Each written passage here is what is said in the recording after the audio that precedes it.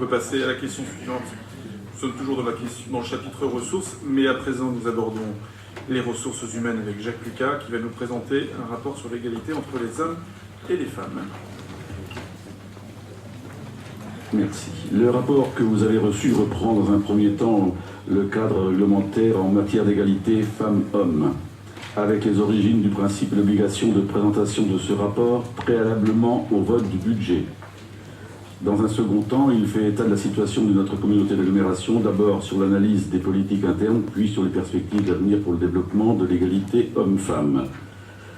Après une première année, celle de 2017, de mise en place pour la communauté d'agglomération Saint-Michel-Normandie, ces éléments de politique publique ne sont pas encore, à ce stade, pris en compte.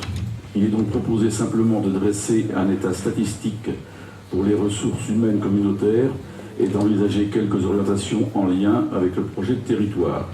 Il sera possible en effet de dresser un premier bilan lié à la mise en œuvre de ces orientations à partir des années 2019 et les années suivantes. Alors, quelques statistiques que je peux vous donner.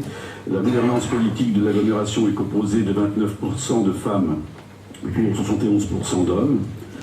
Le conseil de communauté d'agglomération compte 118 hommes, soit à savoir 75%, et 40 femmes, 25%. Du côté des effectifs de la communauté d'agglomération, la répartition totale des fonctionnaires est de 66% de personnel féminin, 34% de personnel masculin. Les postes à temps complet représentent 80%. Sur ces postes à temps complet, la filière administrative compte 88% de personnel féminin. La filière technique, quant à elle, compte 73% de personnel masculin.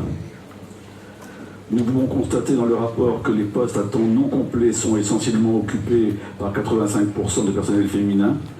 La filière technique sur les postes non complets est composée pour tout ce qui concerne les postes d'entretien à 93% par du personnel féminin.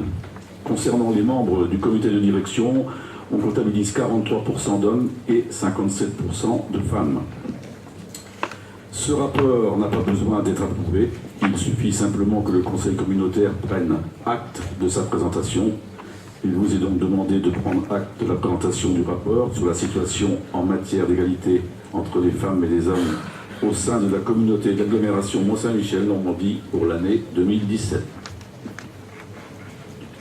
Alors, le fait de prendre acte n'interdit pas le débat et les prises de parole des uns et des autres, ou des unes et des autres. Si vous souhaitez intervenir concernant cette présentation, Jacques, vous êtes les bienvenus.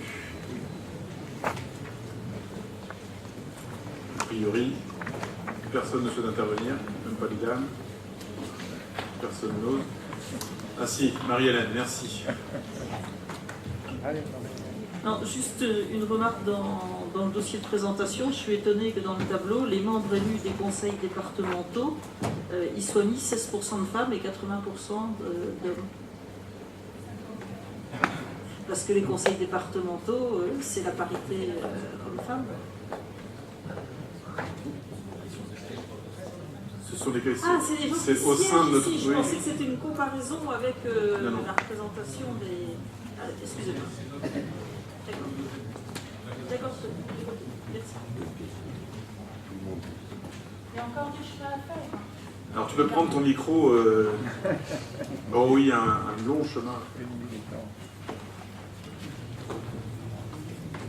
Pas d'autres interventions, donc on prend acte de cette présentation, de la présentation de ce rapport. Bien, je vous remercie.